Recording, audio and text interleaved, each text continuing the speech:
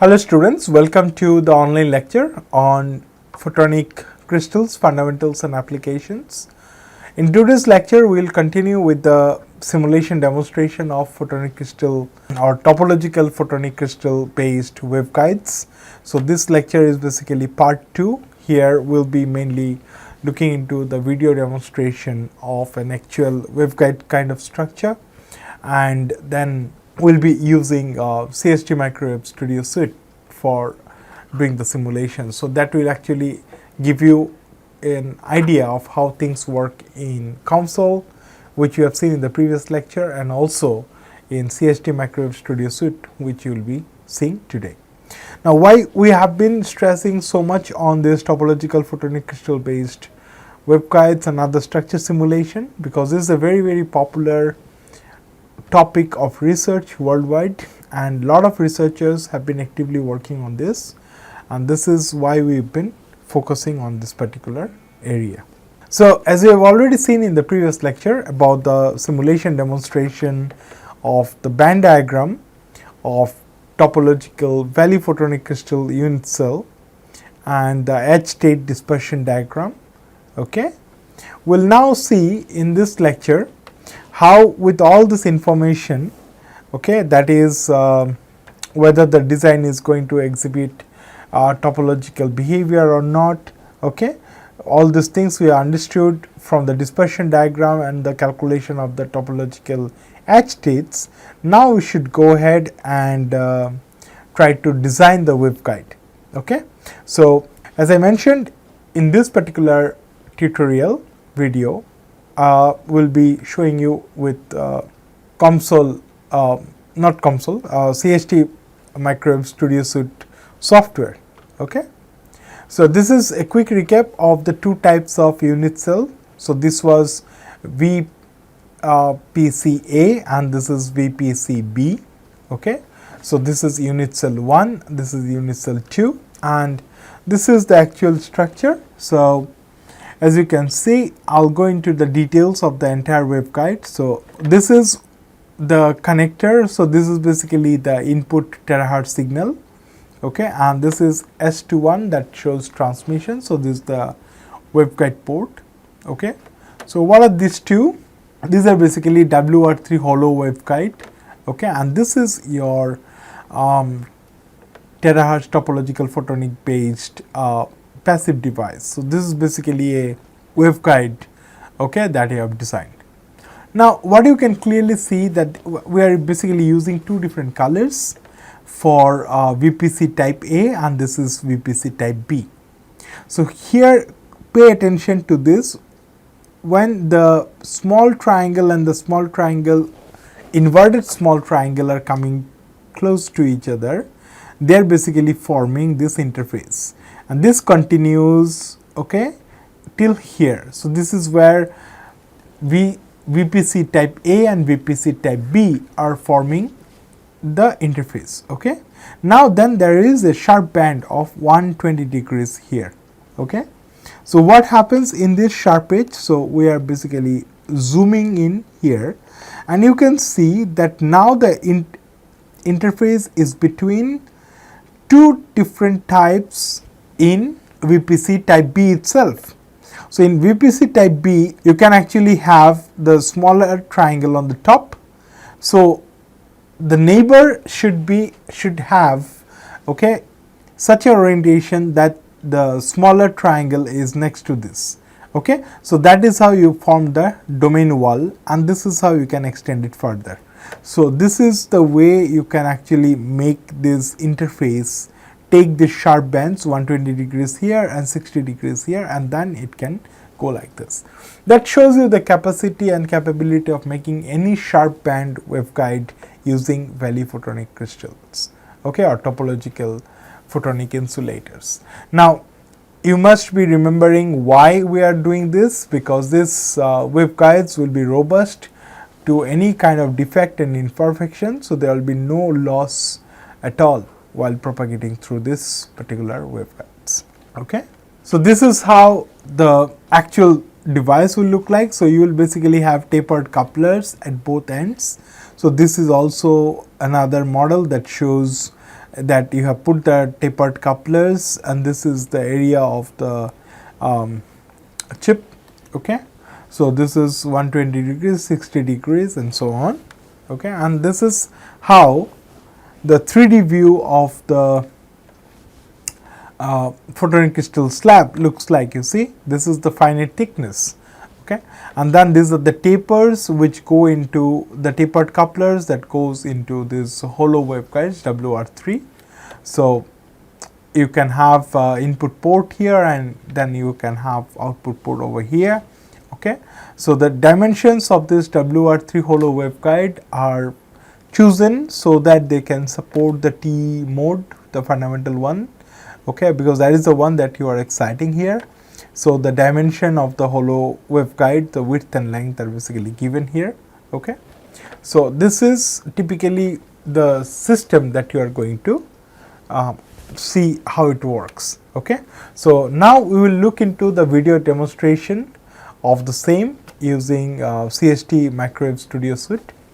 So our TA for the course, Dibaskar Biswas, will take you through this particular video demonstration, and that will give you a complete idea how you can go ahead from the scratch to design topological photonics based waveguides. So hello students, so welcome to this part 2 of the series on simulation of topological photonics based waveguides. So here actually we shall be analyzing based on the previous part of this series, where we discussed about the unit cell, and also the regarding the unit cell band diagram, and then the topological edge state dispersion diagram. So we saw that we got the edge states for the AB type design and also for the BA type design. Now we shall be analyzing, or we shall be designing the entire for topological photonic crystal slab, and we shall see how when we'll be bringing together the VPC A and VPC B. So that interface, the interface between them will act as the waveguide. So this is you can see in the screen. There's this an interface actually. This is the interface of the software called CST Studio Suite. This is commercially available. So after clicking on this software, what you need to do is you just go to new template. You create a new actually template here, and after clicking this, you can see there are many options of project template, like if you want to work in the low frequency, that is the megahertz or hertz domain, or if you want to in the microwaves, RF and optical domain. So this is the working area. Then if you want to work in the electronics, then EMC or the particle dynamics. So these are basically the typical the interfaces which actually CST is providing us. So this is actually very much similar to the physics interface of the console that you have already seen. So we'll be actually working in this microwaves and RF or optical domain. So we just select this. So after selecting this, it will provide a list of options, that is your antennas, the circuit and components, the radar cross section, and the biometrical exposure, all these things. So we'll just go down and we'll select the periodic structures, and in the periodic structures, after clicking this, you click next here, and then it will ask to select workflow. So this workflow is actually basically it is asking that whether you are designing a unit cell for FSS metamaterial, or whether it is a full structure or metamaterial FSS full structure, or it is a metamaterial full structure. So FSS means the frequency selective surface. So we are not actually concerned with our analysis is not concerned with the FSS. It is mainly on the metamaterial actually full structure. So we'll be selecting the third option, that is the metamaterial full structure. So we'll be, after selecting this, you go to next. And then now you can see that there are two important solvers actually. So it is asking that which is the what solver you need to use it. Okay, so there are actually other solvers are also there, like the eigenmode solvers and other stationary solvers are also there. But here in CST, actually, in if you work in the RF domain or optical domain, two types of solvers actually are recommended. So that is the time domain and the frequency domain solver. So actually, basically, you can see here it is already written that in the frequency domain it is for smaller models. So our the slab structure actually it's a actually the model is actually pretty big, because as I will be designing the structure, you can see that how the structure is actually like from micrometer, the dimension, that the entire dimension of the slab goes to a millimeter actually. So that's why it is for bigger models, time domain actually solver is preferred. So you click that is actually by default it comes the time domain. So you just click here and then go to next. Now it actually asks for selecting the units. So whatever units by default it will come, because the dimensions are it is by default in micrometer, wavelength or frequency it is in millimeter or gigahertz, time is on femtoseconds, temperature is on Kelvin, and rest of the things are by default. You cannot change, only you can change only the first four things, but you don't need to change here because our dimensions are in the micrometer. You can, if you can recall, that the lattice periodicity is 242.5 micrometer. So we don't need to change here, and also the frequency is in gigahertz actually. So whatever default units the CST gives, you don't have to change it. So just click on next actually, and then you can see here you need to provide the wavelength or the frequency. So we are actually concerned with the frequency here. So you need to provide the range for which the simulation will be performed. So you need to give the minimum frequency and maximum frequency. So if you can remember the band diagram that we did in console, so that band diagram actually, in the band diagram, the band opening upon breaking the symmetry, the band opening was from around 310 to 3 more or less 335 or 337 it was. So that was the band opening. So what we do is that we just take a little further below that or a little bit further above the particular range of the band gap. So 310. So we take generally 300 as the minimum, and frequency, maximum frequency, we take it as 350. Okay. So we just take it slightly above, slightly like bigger the band gap margin. And now after putting these values of frequency, what you need to do is like monitors. So what kind of field you will or what kind of analysis you will be doing. So CST also asks this. So we actually are concerned with the magnetic field distribution here. So we'll be doing analyzing the magnetic field. So you just click it here. Take this box, and then in the below you just take this reflectance, transmittance, and absorbance, because we'll be mainly dealing with the transmittance actually. We'll be checking the S21 parameter. So after filling all this, you just click next here and then again finish. So your working environment will get ready here. So you can see that this is basically typically the working interface of the CST. So you can see this is the box here. So this is actually inside that box your model will be designed, and this is that small square sheet actually it is there. So it is known as the working plane. So if you want to deselect this working plane, you just go to view, and then you can click here and tick it off. Okay, but I just generally keep it like this only, and you can as for the bounding box, you can disable it for the time being. Now it is actually the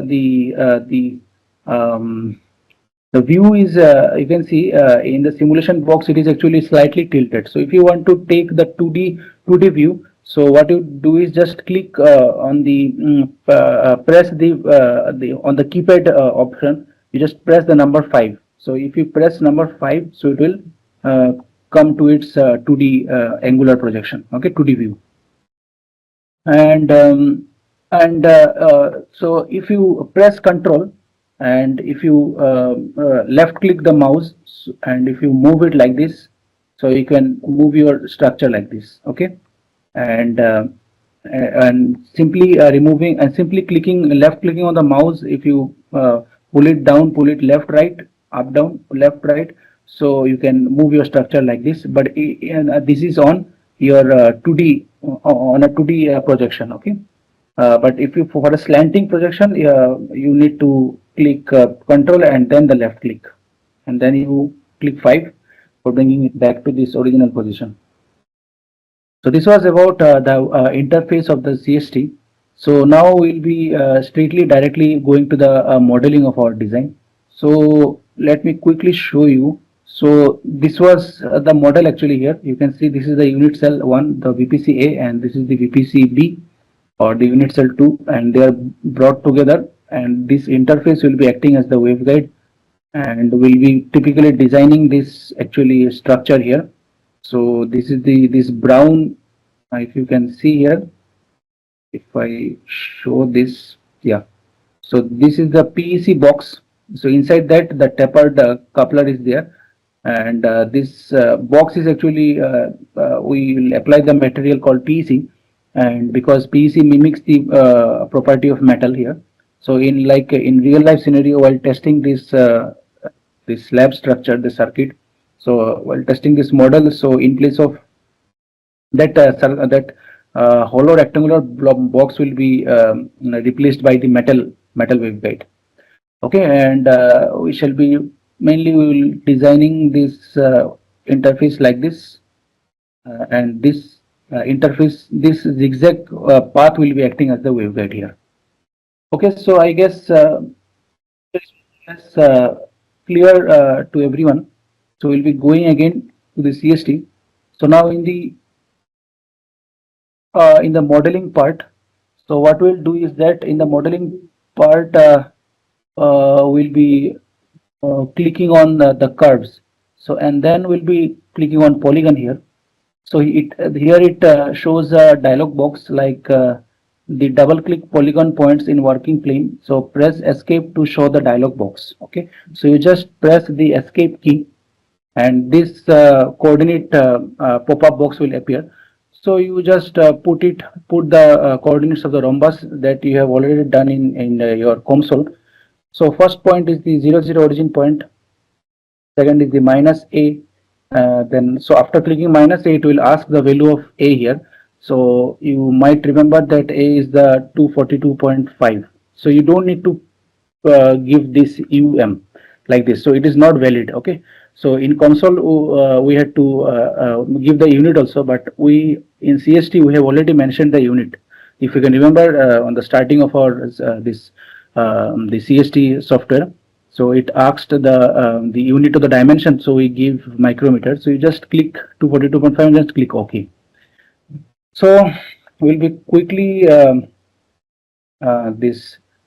putting the values here.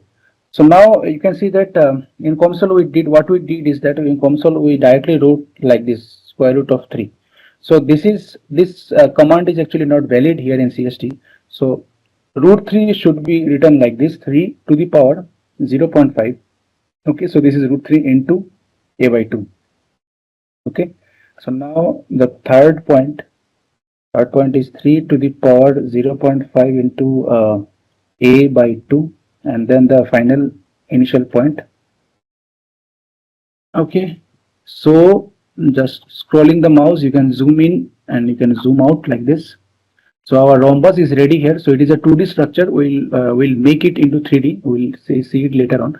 So now next we need to design the big triangle and the small triangle. Okay, so that is your this kind. Yes, this is the big triangle and this is the small triangle. So we need to design this. So what we need to do is that you can see in below in the bottom, actually you see this is the parameter list. So you click on new parameter, double click on new parameter. So you need to define all those parameters here. So like what we did in console, so we defined all those variables. So you just one by one you define it. So it is 0.65 into A. Then your L2 is your 0.35 into A. Then M is your 3 to the power 0.5. That is your into L1 by 2. I think yeah, root 3 L1 by 2. Then N is your root 3 L2 by 2. Then your P is given by A divided by 3 to the power 0.5, that is your A by root 3, and Q is your root 3 A by 6. So this is your root 3 into A by 6. Okay, so after defining all those variables here, so now we'll be again going to the curves. Click on polygon, because like in COMSOL also, in CST, like whatever we face the difficulty in COMSOL, the similar difficulties faced here in CST also. So there are no actually direct way of designing the equilateral triangle here. So we don't have those shapes here. So we need to go by the coordinate method. Okay, so press escape. You give the name as like whatever it is, big triangle.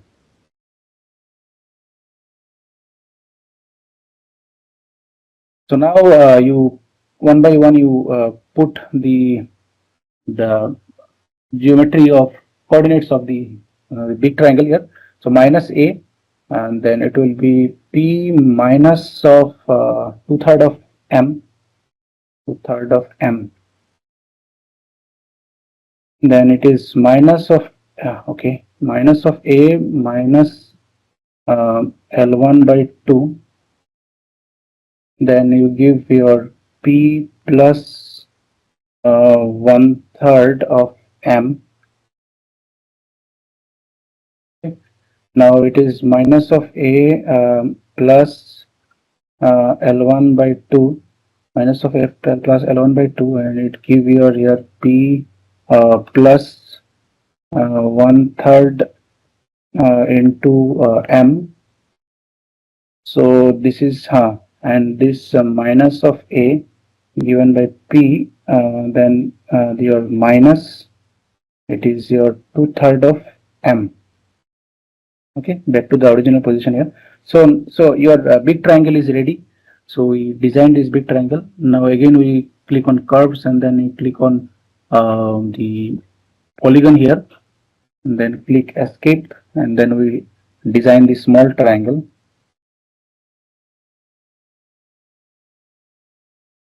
So we need to enter the coordinates here.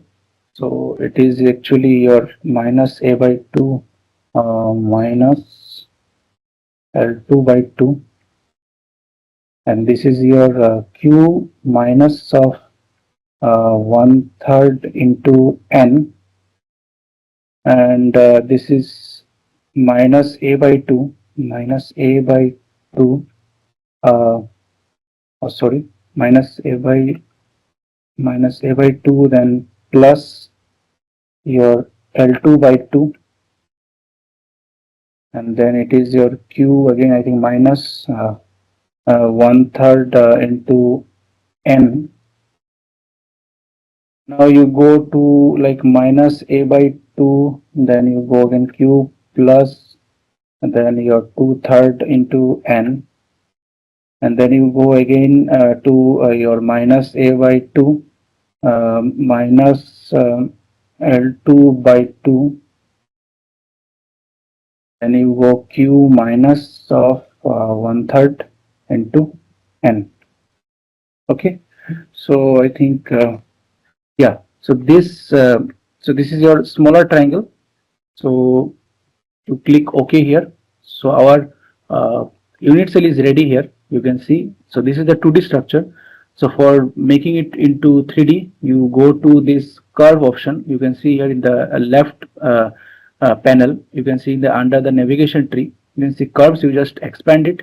Curve 1. Expand the curve 1. You can see this polygon 1. This is the rhombus, big triangle, and small triangle. So you use the facility of extrude. So what does extrude does is that um, so extrude is basically you just project your 2D structure into a 3D. So you give a finite thickness to your 2D structure using this extrude option.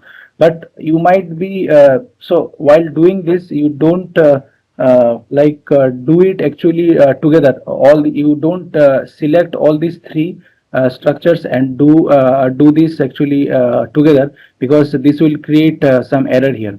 Okay, so just do it one by one. Click on polygon here, and then you click this option extrude curve. Click this. So this will appear red, and then you press enter. So this will come here. So you can see the thickness. Now one thing, you just don't directly give thickness, you need to see the direction of projection. Okay, so you press control here, and then with the mouse you just rotate it. So you can see that the direction of the arrow, it is going downward. Okay, so we want this thickness to project downward. Okay, so that's why here you have to give only 200. So the thickness is actually 200 here. So we are taking the thickness as 200 micrometer, and we'll give plus 200. You will see how minus 200 will also come. Okay, so after clicking this, you don't directly click OK, you just see the preview. Okay, so see, it is actually correct way of projection. And in the material, you go down in the material, you just select load from material library. Here you click on silicon. It is loss free. You select this loss free silicon and then load. Okay, preview and then OK. So this is the rectangular, the rhombus 3D box. Now you click on the big triangle, then again extrude, and then again enter. So you see the direction is downward. So you just click 200, silicon is the material, preview, and then you click OK. Now it will show one pop-up box, because this triangle has become a 3D model, and also inside the 3D model of rhombus. So these two shapes are now intersecting. So it is asking whether I should keep it like this, or I should add both the shapes, or intersect, or cut away. Okay, so what we do is that we just keep it none. Okay, we don't want to do any operation here, so we just do it, we keep it as none, and then press OK. Similarly for small triangle also, extrude. See, now you can see that its direction is upward. Okay, so we need downward projection, so that's why we have to click here minus 200. Click here preview. See, now it is going downward. Okay, that's why I told that you don't select all the geometries and do the extrude simultaneously. You do it one by one, and click OK here, then again none here. Okay, so our unit cell is ready. Now you need to make triangular hole, because this model, this triangular shape, you need to make it as a hole actually here. So for doing this, you go to component now. So expand it. You will see all those solids have come.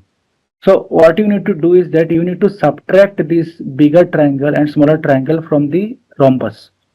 Okay, so for that, how you do, you just click solid one, that is the rhombus, and then on the on your keyboard you click minus. Okay, and then you select both the triangles, that is your solid 2, and using control, press control and then click. You selected both, and then you press enter.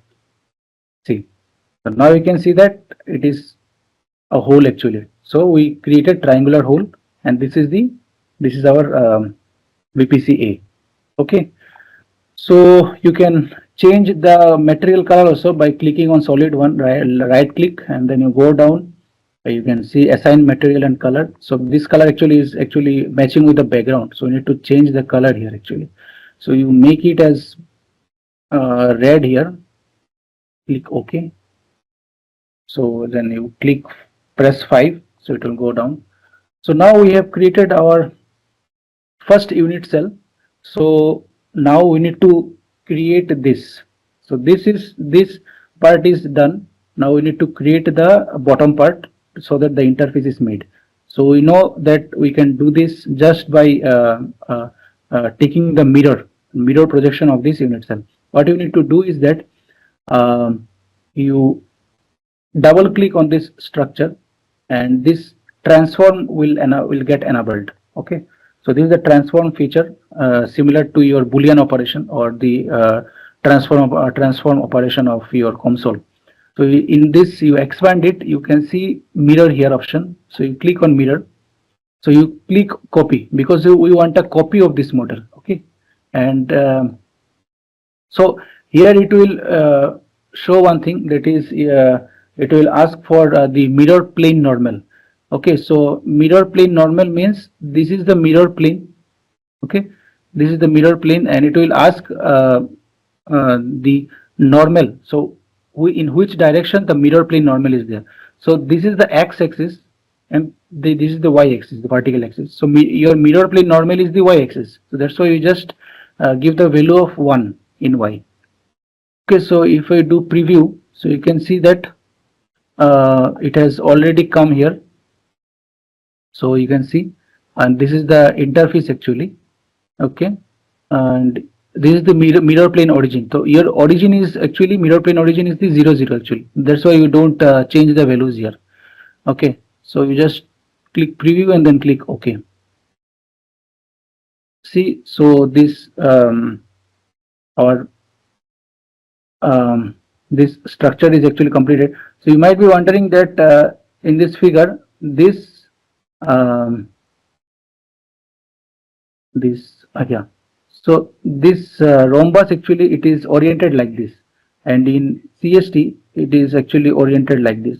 So that doesn't matter actually, because we just want the mirror version. Okay, we could have we can also do it like this by taking by translating there and then again rotating. So because it will actually it means the same operation actually here.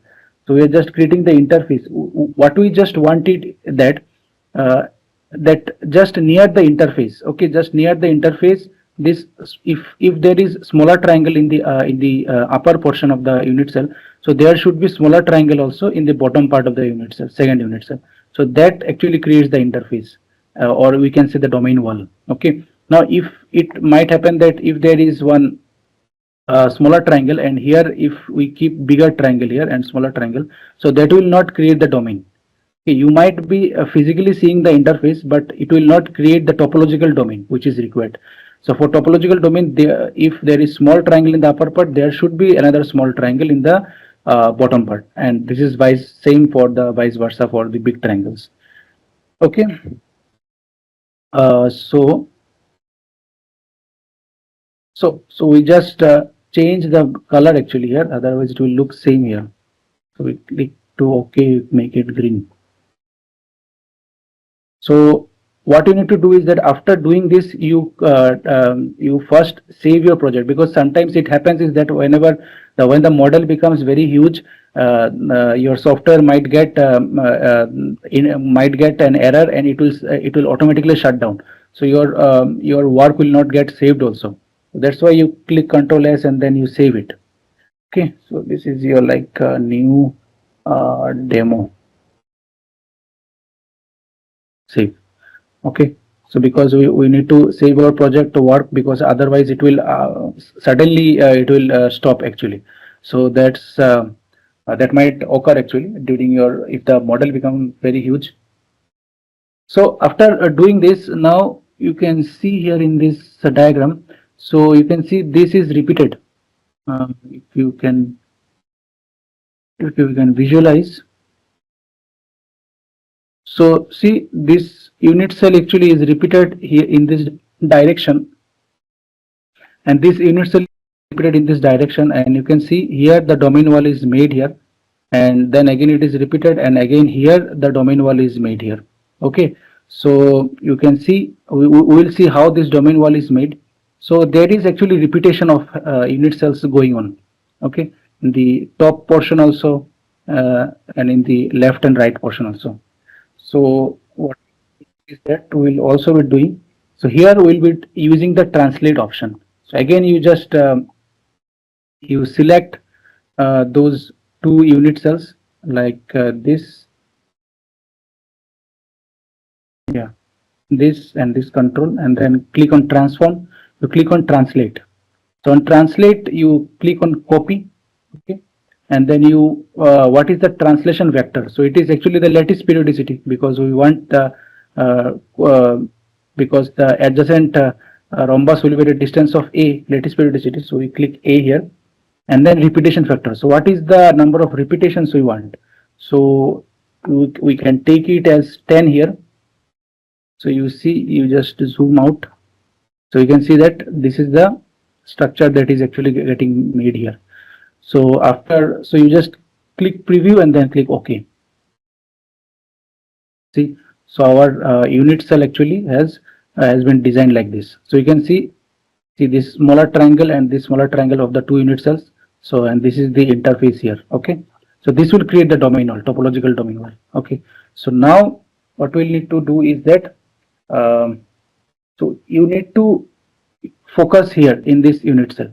So in this unit cell here, this will go down, and there another rhombus will come like this, and this will be just the opposite of this. We'll get to know how this is done, such that the domain wall now actually it goes downward. Okay, now here actually it is going like this in the right direction, like from left to right it is going, but here actually the domain wall will move down like this, slanting.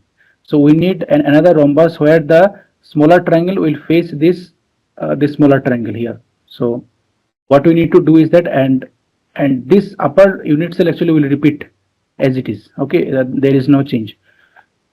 So what we need to do is that you click on this, double click on this, okay, and then what you need to do is you go to transform, you translate it first. Okay, put a tick the copy option, you keep on one that give us a preview. Okay, so you click on OK. So now you can see the smaller triangle is facing the bigger triangle, so domain wall has not been created here. So you double click again and then go to transform, and then you go to rotate.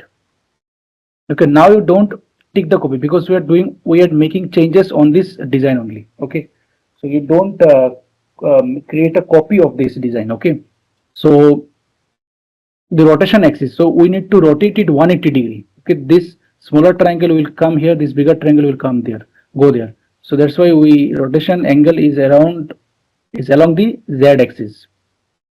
Okay, so you can see this rotation axis, so that's why it is 180 degree along the z axis, and you click shape center, because the origin is this origin only, shape center. So along the center of this unit cell it will rotate. So see, now you can see we are clicking the preview, you can see this smaller triangle has come, so it's facing this smaller triangle here. So so that's why now you click OK. See, now the domain actually has been made. You can see this smaller triangle is facing this smaller triangle of this unit cell. So now so this domain wall has been made. Now we need to repeat it along this slanting direction. Okay, so for that what we need to do is that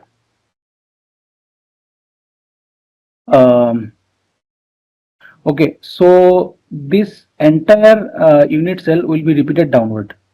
Okay, and then we can repeat it this also. So first what we need to do is that you double click this, then press Ctrl, you select all these unit cells,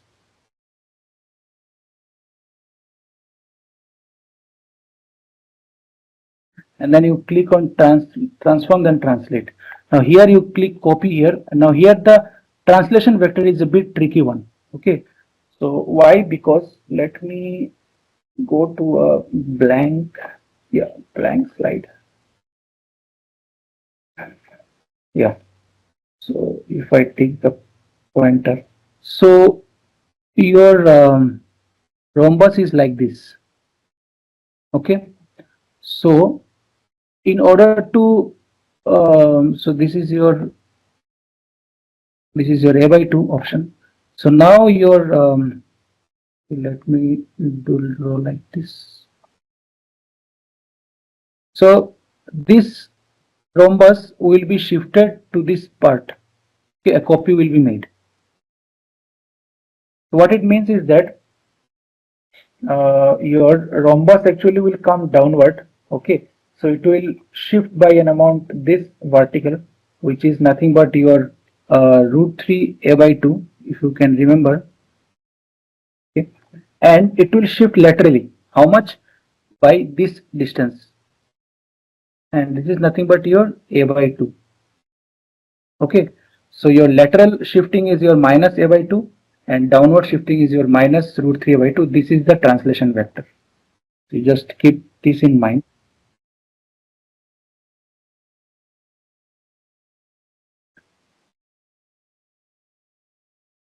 So this is your minus a by 2, and this is your minus 3 to the power 0.5 into a by 2. So click preview. See, now it is coming. Okay, so we take copy of, I think 8 will be fine. Yeah, it will be fine. So preview and then click OK. So the array has been made. You can see this is the array. Now the domain will not extend entirely to the end of the slab. It can go up to here, or might be to here, not way down. Okay. Otherwise, the field will actually like it will penetrate and it will come out of the, like it will radiate outside the slab structure. So will not make the interface too deep inside the slab. So now we will be double clicking and then translating like this: minus a by 2 minus 3 to the power 0.5 into a by 2. Yeah, so we'll be doing, I think 5 is better. No, 4 is better. Yeah, 4 is better. Okay. Yeah, so you can see the domain is, it is coming like this from left to right, and then it is moving downward. Okay, so this the zigzag path. Okay, so this is the zigzag path. So we are now here. Okay, so we have designed this 120 degree slanting band position, and now we need to design this straight part, and then again slant, and then again straight, and then we'll be designing a coupler also.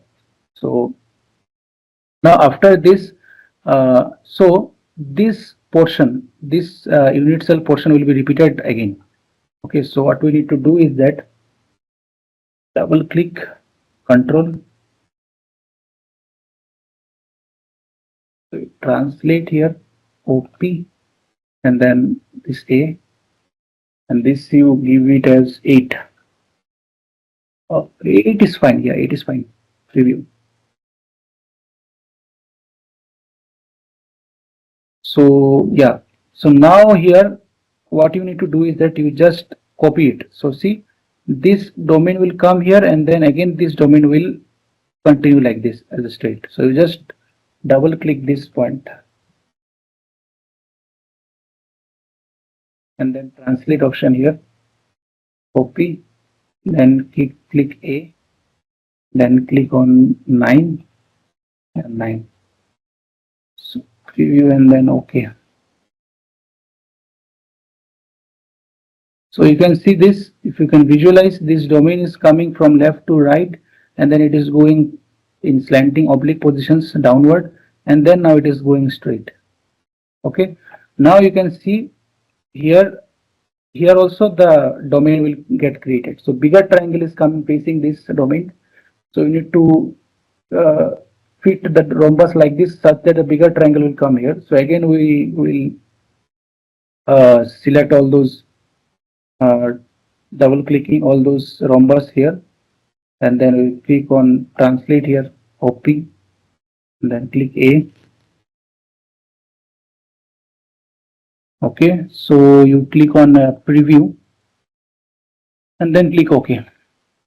Now you can highlight them because we need to rotate them. So rotate, and now you need to copy here 180 degree preview. Yeah, fine. See, now the domain is created.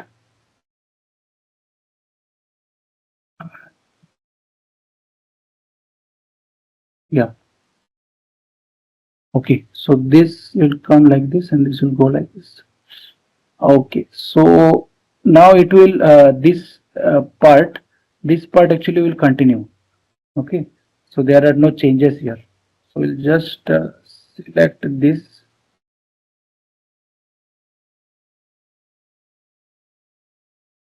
and then translate here.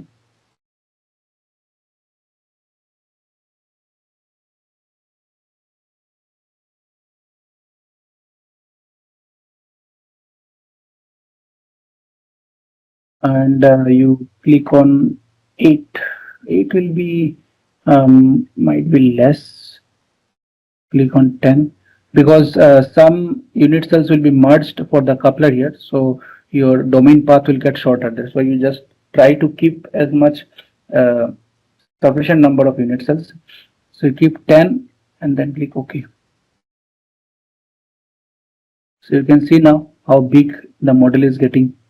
Okay, so and here also you just double click here, translate A. This will be 12. No, sorry, 11. Okay. So here you can see there is no domain here. So yeah, in this big triangle it is going. So see, it is not creating a topological domain because smaller triangle is facing the bigger triangle. So no topological domain is creating here. The topological domain is getting created here. See this, it will go like this. Now here actually the smaller triangle should come. So we simply double click this and we translate it. Copy A and then it should be I think 12, no 18, no 20. Yeah, 20. Yes. Okay. So our design is almost ready. Just we need to repeat our upper unit cells in the upper direction.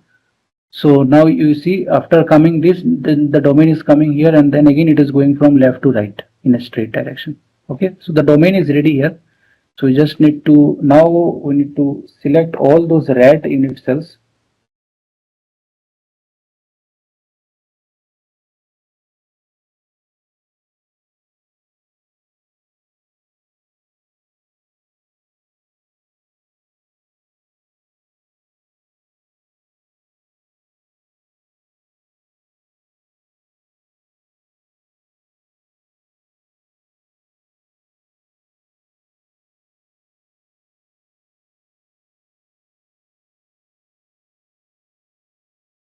Yeah.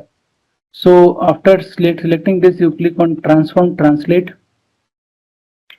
and then you copy and now it will be shifted backward, no, so that's why it is minus a by 2, but now it is in the upward direction, vertically upward direction, so that's why it is positive root 3 a by 2. We don't give minus here and then it is 8. 8 is fine or maybe 10 we can keep. Yeah, previews and okay. So now you click Control S because the model has become bigger, so just save it, otherwise it might get closed also. Okay, so this is the kind of array slab structure. Now you can see that it has become an arrow kind of design. So this slanting positions and this the arrow head position. So we need to cut down this portion so that our structure becomes like this. Yeah, so it becomes a rectangular box type.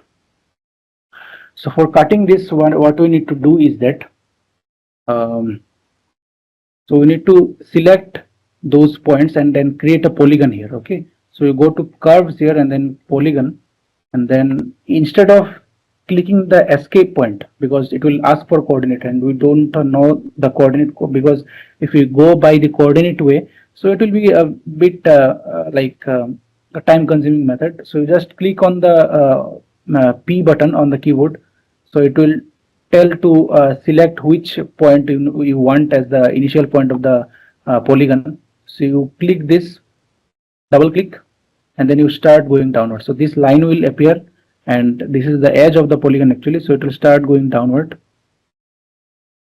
slowly go downward.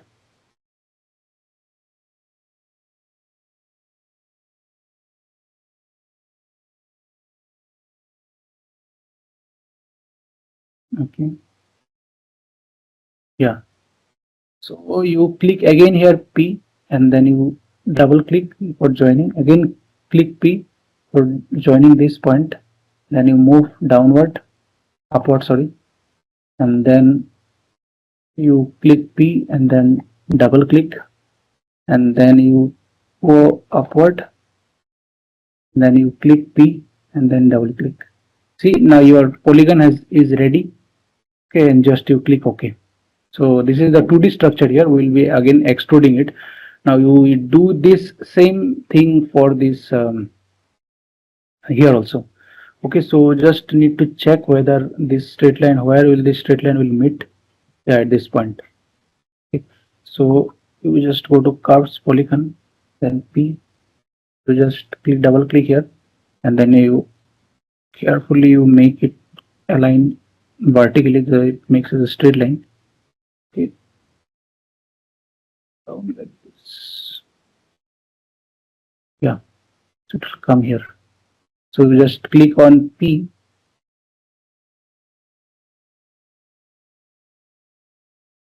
So then again click on P here. Then you go to upward, and then go to P here. Then go upward. Then you click on P, double click, and then you click on your P again, and then double click. Yes, this polygon is now ready. Click OK. So now we need to extrude these two polygons. Okay, so you do it one by one. Don't hesitate, but first you need to save. Otherwise, the model has become very big. Okay, so you just click on polygon this and then extrude option, and you just click enter. So the direction is actually outward this the simulation area. So we want downward projection. That's why -200. So you click preview, check the material, that is silicon, then you click OK. So it will ask what to do with the this model, whether we need to this intersect or we need to combine it. So we don't do anything to the our model. You just click none to all. If you click none, then it will take one by one all of this. So just none to all, finish. So you click again on this polygon, then extrude, you click enter. So its direction is downward. So we just will click 200 only. So preview and OK, then none to all. Yeah, fine. Now what we need to do is that we need to minus this entire structure. We need to select this structure, subtract this entire structure from, sorry, we need to subtract this polygon. You can see this polygon and this polygon from the entire our slab structure. How we do is that we click this and then we hold shift and we go downward. Okay, and click here, because this is the solid. These are the two polygons to be removed. So you click up to here, your entire slab will get selected. You click minus, and then you select those two solids. After selecting, you just press enter. It will take some time to do this operation, maybe 2 to 3 minutes, and press enter, and just wait for a few minutes, because what it does is that actually it subtracts those unit cells, because inside this polygon there are a lot of unit cells are there. So what it does is that it takes individually unit cell and it will subtract it from all of those unit cells inside this entire slab structure. Okay, so it will do it one by one. That's why it takes actually some time. So this is how you create a topological. So this kind of error will come. Okay, so you don't have to worry about it, because see that operation has got finished. So when it is trying to subtract this from here, so it is not finding any structure here. to subtract. So that's why this kind of error comes. So you just click on OK. So it will come again and again. So just what you need to do is that you press the enter button on the keyboard. You press it for a long time. So it will go it like this. Okay. So this error will come because it will appear again and again. So it becomes actually irritating to actually click again and again. Okay. So just hold on the enter button actually. So this is basically how topological slab structure actually is simulated actually. So like create the interface. So the interface is not like a casual type interface. So you need to ensure that if a smaller triangle is facing the interface of first unit cell, so for the bottom unit cell also the smaller triangle should face the interface, and then only the topological domain will actually get created. So using this interface we have designed this zigzag waveguide. We can also design a straight waveguide that I will show you. And then we'll be after we design this slab structure, then we'll be designing the tapered coupler, and then we'll be designing the PEC box also. Okay, and then we'll be applying the mesh and then the input ports. So you can see, yeah, you can see the operation has got completed. You just remove the enter, remove your hand from the enter button. So it will take few seconds to refresh all the design. Yeah. Okay, so I think, okay, yeah, fine. Yeah, so we click on press 5 and then you quickly save it, otherwise it might show error actually. Yeah. So now what we need to do is that, so our model is ready. So this is your domain that is going from left to right, and then here it goes downward, you can see, and then it goes here along the straight line. Here it comes, and then it again goes oblique angle. It goes upward, and then it goes straight. So now we'll be designing the tapered coupler. So you can remember that I showed in the topological edge state the magnetic field distribution, which was actually symmetric across the domain wall. Okay, so we need to place our tapered coupler so that the field integral or field overlap becomes is maximized. Okay, so if you see, so we'll be placing a tapered coupler like this. Okay, like this, so that it is symmetrical around the interface. So what we need to do is that we again click on polygon here, and then we click on P option. We select this point. We select. Okay, so what we need to do is that we will just go a bit deeper inside the domain. So we just take 1, 2, 3. So 3 will be fine. 3 units cells will be fine. So you just start from here. Okay. Yeah. So now you just check this dx actually is increasing. So you take, typically it should be around 3000 micrometer. Okay, so you just, yeah, fine. This will be fine. Yeah, this will be, yeah. Double click and then go again here. Then you click P.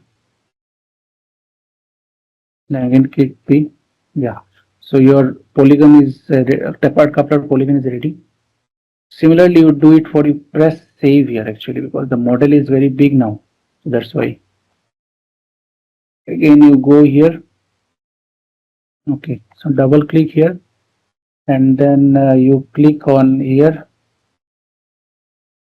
Yeah. So this tapered coupler is ready. You can see. So now you click again save.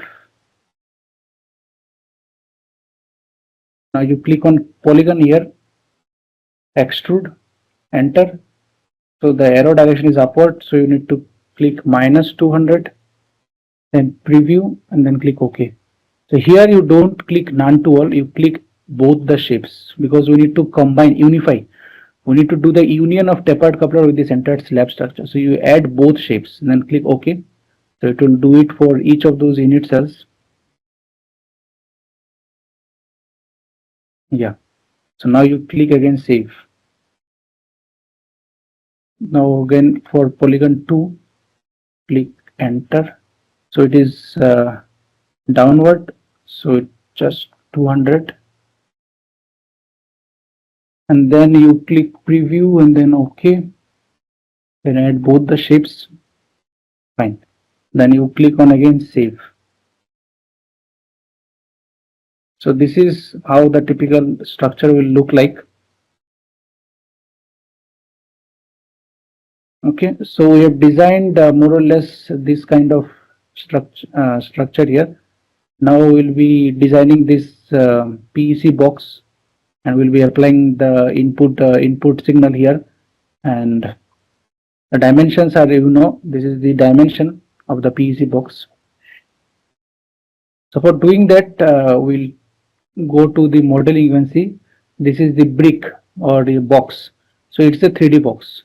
So just click here and you just keep it as close as possible to the structure.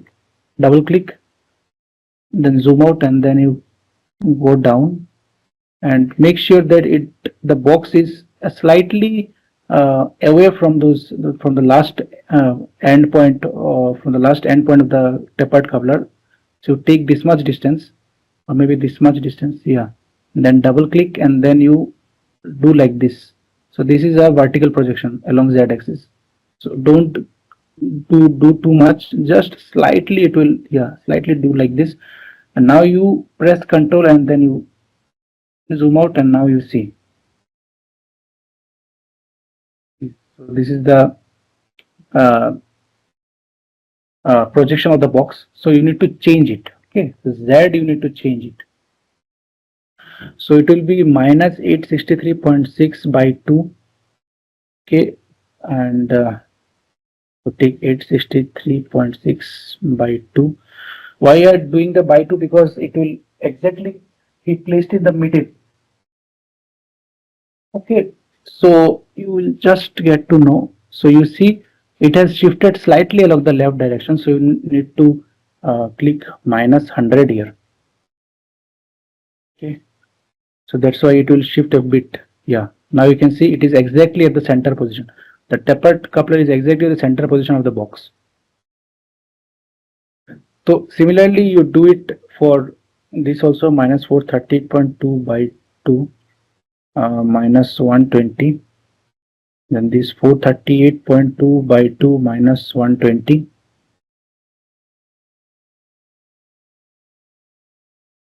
Okay, so 120 is not required, I think. Yeah, I think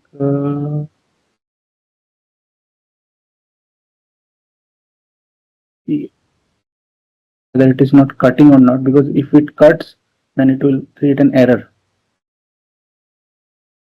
That is not cutting.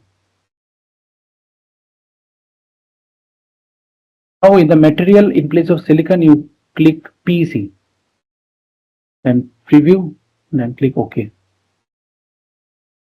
Okay, you save it. So this is the box here, but we need to create a hollow box.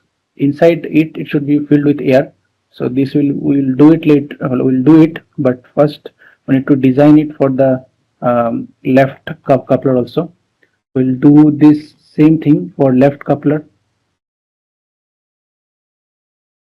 Minus 863.6 by 2 minus 100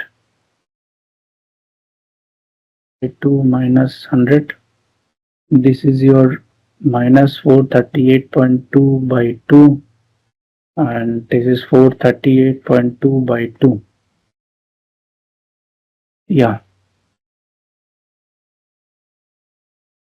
Okay. Then click 5. It will return back to its original position. So now we can see that our design is more or less ready. Just few changes have to be made here. So now we need to make this as hollow. Okay. So this hollow box, for doing this, you press on F, and this will appear red. You double click, so it will select this face. Okay, and then So you do it, so you press Control and then click here and rotate, then again press F. So you do it for all those faces, not all faces. So just leave the entry face. So you just leave it as it is. You just leave this face. Okay, and then you go to this option. This is faces and apertures. You click here, shape from picked faces. You click this, and then you simply click OK. Okay. So do it. What I'm doing is that I'm creating a 2D sheet kind of sheet structure for this box, and then I will just simply delete this rectangular, the solid rectangular box. Okay, so that will create a hollow box here. So you click OK, then this, press F, and again here. So you click OK here. Now you go to the components. You search for, I think, So solid one is this box. Press Control and go down. I think it will be in the bottom. Yeah, solid 2. So you select those solids and then press delete. Yes. Now you see, you can see this. Yeah. So you can see how this hollow is made. Okay. So this is a sheet kind of sheet structure of the box. So we just deleted the 3D solid box. Okay, so you can see the tapered coupler goes inside the PEC box. So in while doing the experimental analysis, so this box will be replaced by a hollow metallic waveguide. Okay, and then the from here the input signal will be placed here. So input signal will pass down and it will get coupled to the tapered coupler here, and this will come here, this will come here, and this will find this domain, and then the signal, input signal, actually will excite the edge mode, edge mode here inside the band gap. Okay, and then the signal propagation will happen. Okay, so you save it. So our design is actually ready. So now what we need to do is that go to simulation. Now you need to apply the port for your for the input signal and the transmission also. So you press Control and then you move it. You click F. You double click. You select this space and then click on waveguide port. Okay, so this is the port number 1. You just click OK. You don't need to make any changes here. Whatever it is there, you just keep it by default like this and click OK. Okay, then you go to this face again, click F and then double click, and then waveguide port, then OK. So our input ports are ready, and you go to boundaries here. Okay, so boundary is important here. So here what we do is that we use open add space. Okay, so we don't give any sort of any flocked periodic boundary or any other boundaries here. So because there are many boundaries at the, like periodic, conducting wall, unit cell, electric, magnetic. So here we are just, because it is a slab structure. Okay, so while doing the experiment, this entire slab will be placed in air, and then this is the hollow metallic waveguide which will be connected to VNA. Okay, so it will be connected. So this tapered coupler will go inside this hollow waveguide structure, these two tapered couplers, and those hollow waveguides will be connected to the through some mechanisms, and it will get connected to the VNA.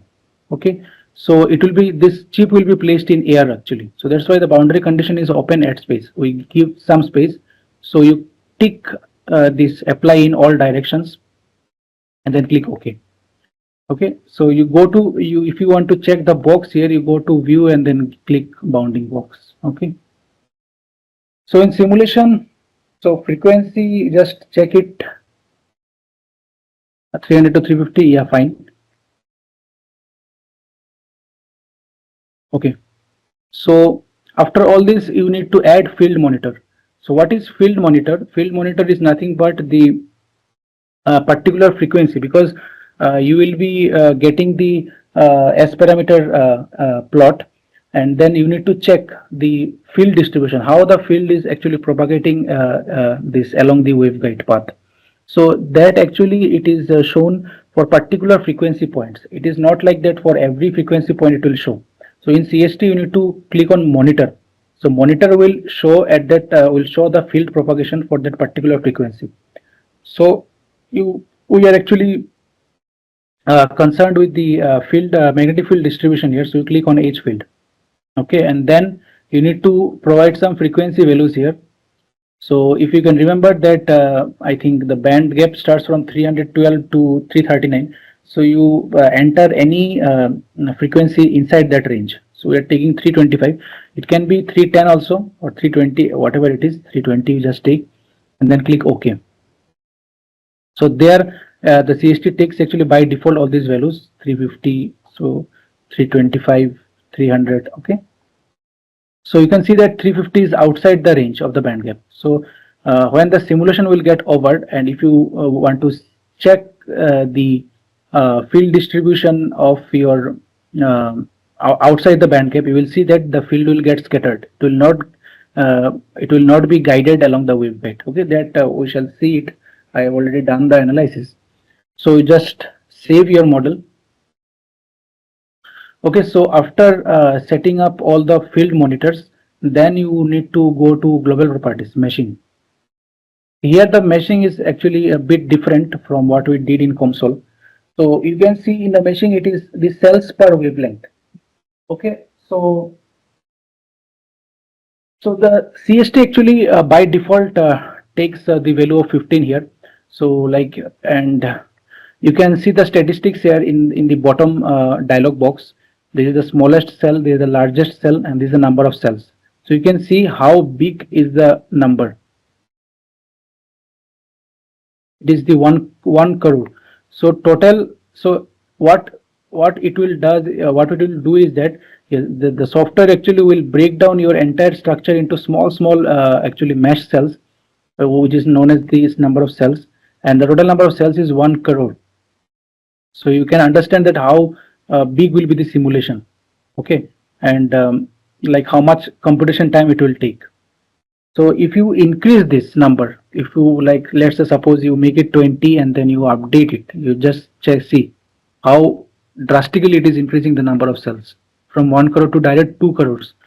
So you just keep it as 15 here. Like if it now, it actually depends up to your CPU, up to your CPU and CPU configuration, your laptop or PC configurations. If you have a very strong CPU and your RAM is like minimum RAM is 16 GB or even greater than that, so you can increase this number from 15 to like 20. So how it is affecting, let me show you. A mesh, yeah,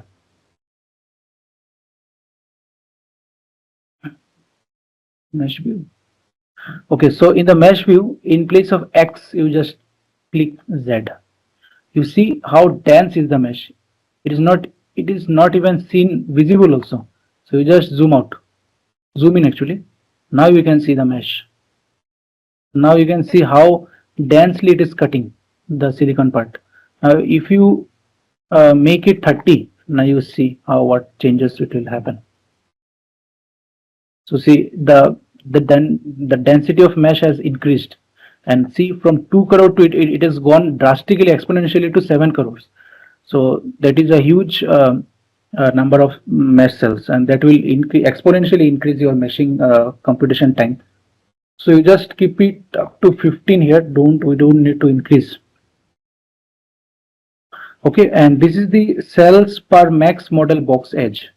Okay, so this basically we just keep it as check this box, and then you can increase it to like 50.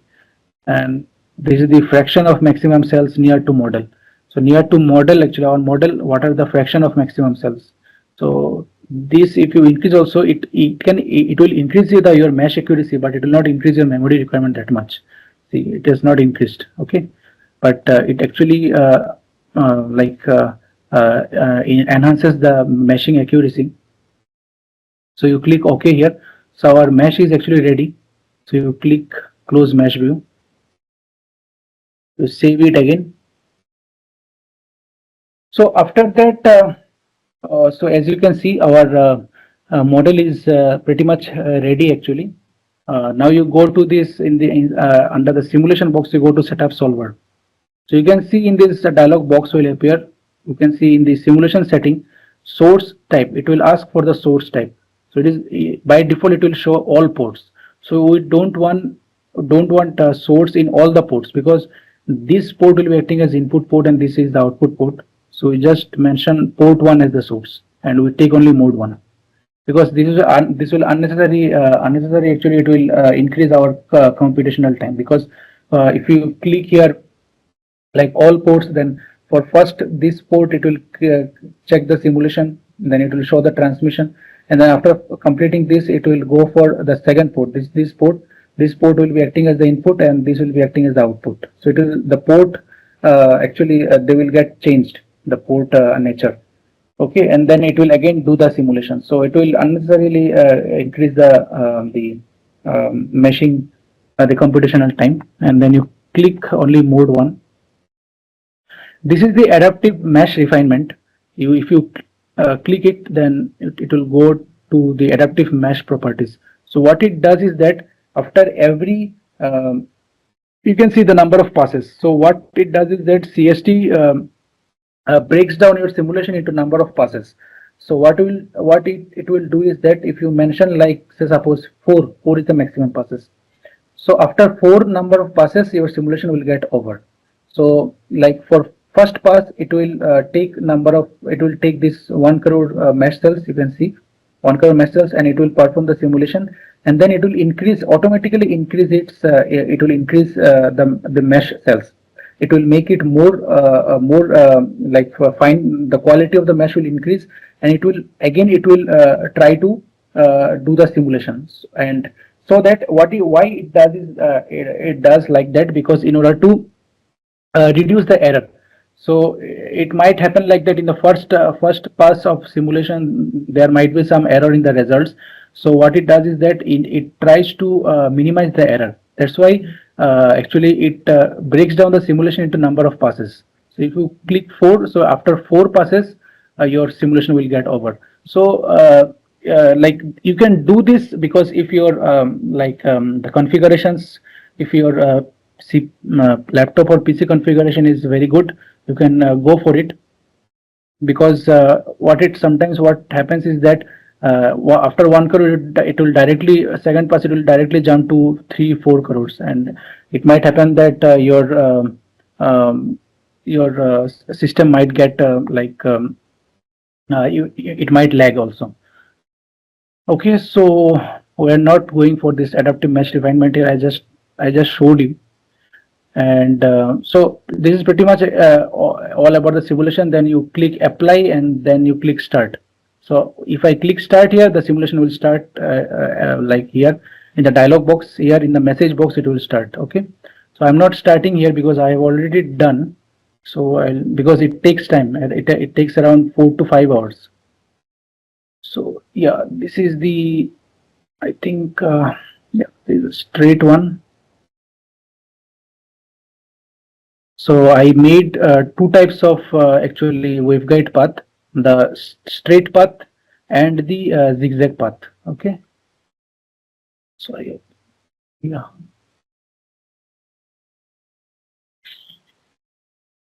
Yeah.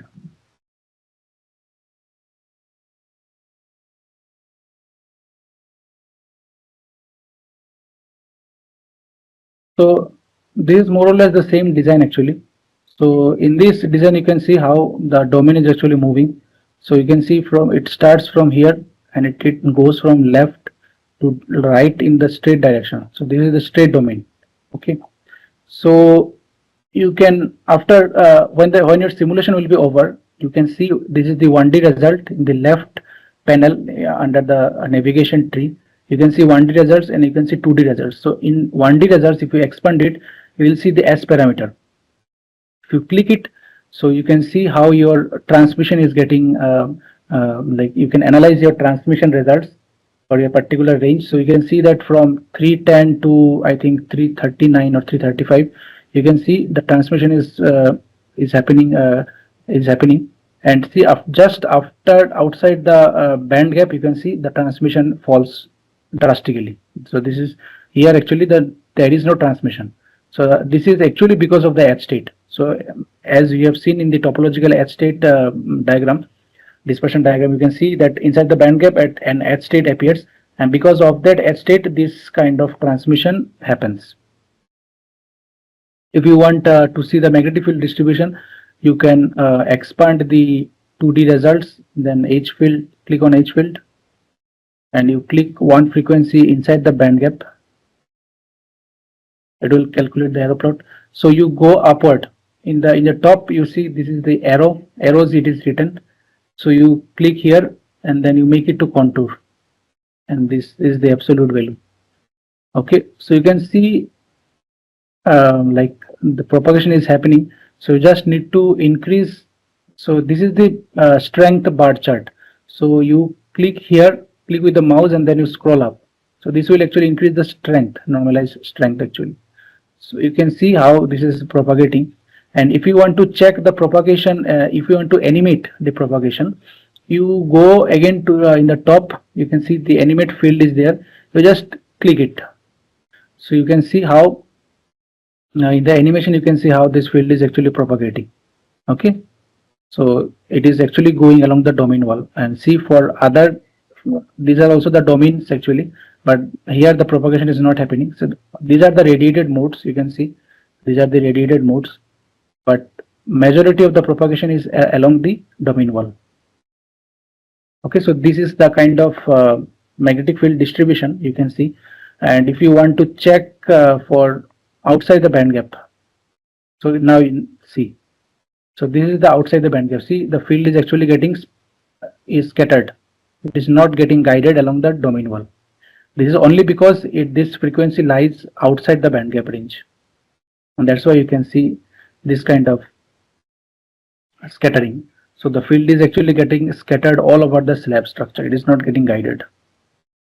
So this was actually for the straight waveguide, and if we go for the zigzag or the band waveguide, you can see this is the same domain that we have made. This kind of the domain is coming here, and then it is going like this, and then actually it is going like this, and then yeah, from there it goes there. So you click on 1D results, and then you click on your the S parameter. You can see the results are actually pretty much same. It pretty much actually pretty much coincides actually with the with your straight waveguide. So that actually confirms that how robust the topological structures are, because for such sharp corners, because you can see here. So this is the 120-degree band, and this 160. So many angular sharp bands are there. Even after this also, it can retain its transmission so well. So that is also only because of the opposite group velocities.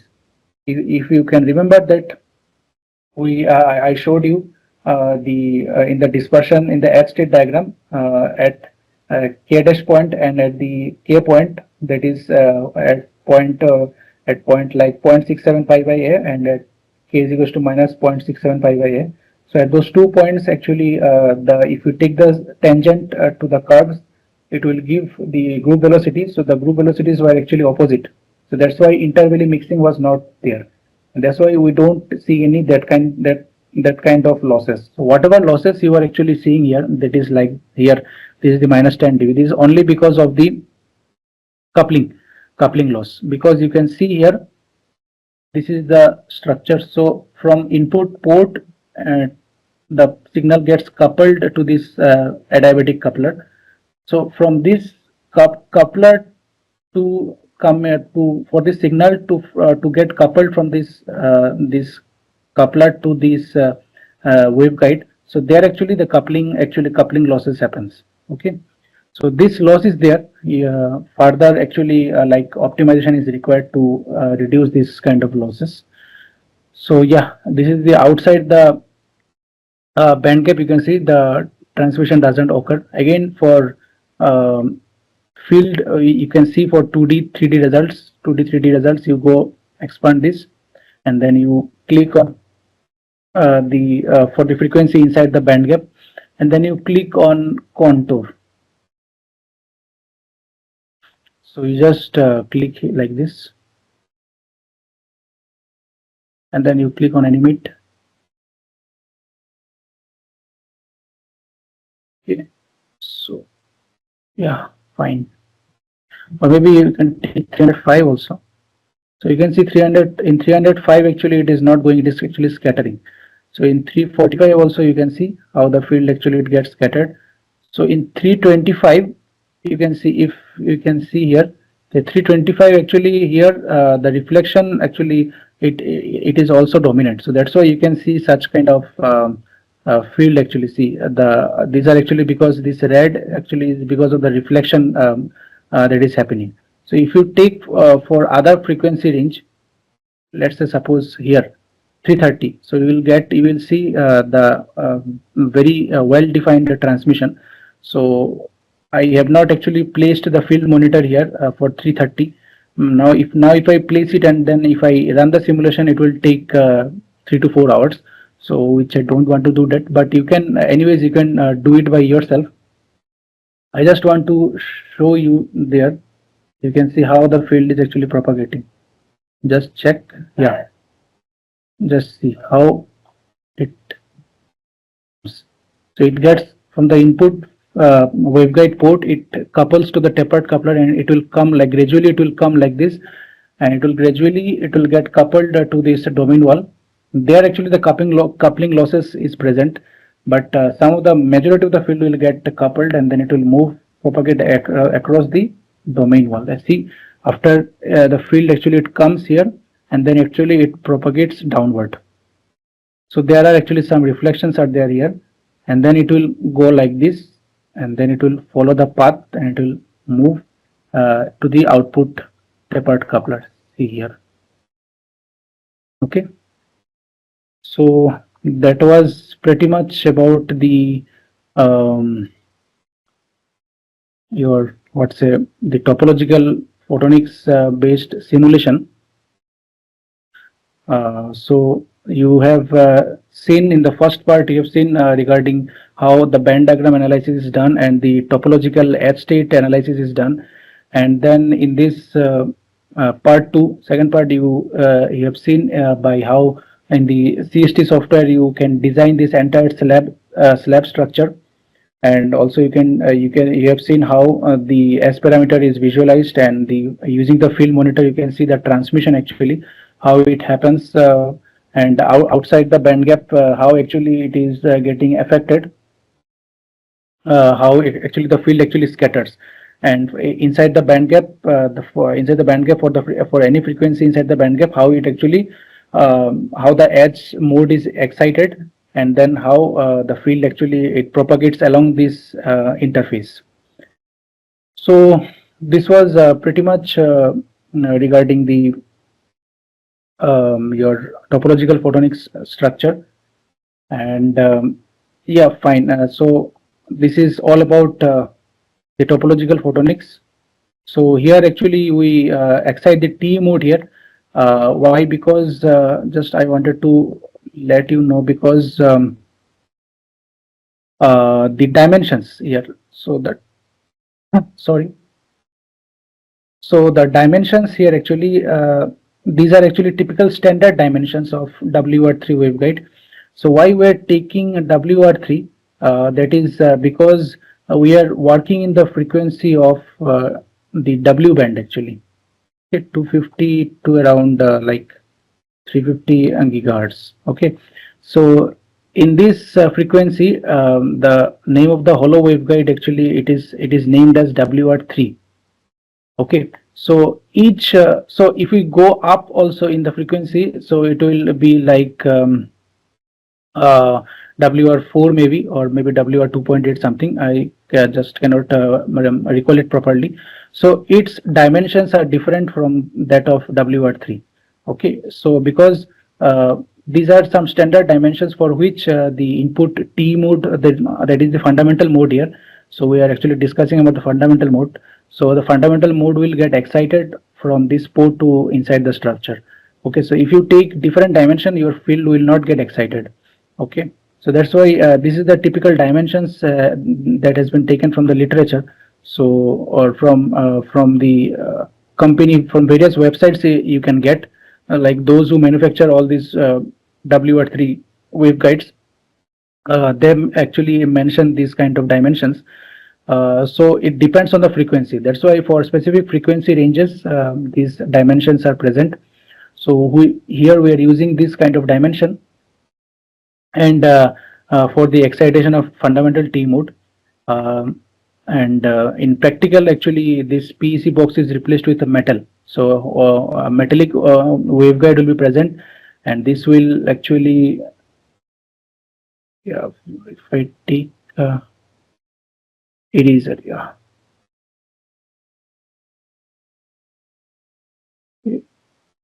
So if I take, yeah, so from there actually, a frequency extender will be there, which will so this is the VNA setup. Will be typically the VNA will be like this. Okay, and there actually the signal will come, and VNA actually has a range of around like in the below 100 gigahertz. So, and your wave propagation actually supports in the range of like 250 to 300 gigahertz. So we need to up convert the frequency. So this is done by frequency extenders. Okay, so these extenders will be multiplying the frequency like this by number of times, and this will pass through this hollow waveguide. This signal will cross there, and whatever transmission will happen, so it will again demultiply. So it will shift it to the compatible range of VNA, this extenders, and then it will connect. It will get connected to this VNA here, and this output signal will go there, and then you can see the transmission here. Okay, the measured transmission like this. So this is how the experimental analysis actually is done. Okay. And from the fabrication perspective point of view, so this is basically the this is actually the slab, silicon slab only. So you take one silicon wafer, and then you lay down all those geometrical designs using the lithography process, and then you do the etching part. And because this your the unit cell is a rhombus. Okay, and the triangles actually are basically the hole. So it's a see-through. Directly it's a see-through. If you check this, discard this, yeah. If you check this, see, it's a directly it's a hole. So your etching process should be very accurate, such that your whatever chemical or whatever process you are employing, the etching should be very accurate, that such that your structure, the topology or the shape does not get disoriented. Okay, and you get a clean hole actually see-through kind of structure in your silicon wafer.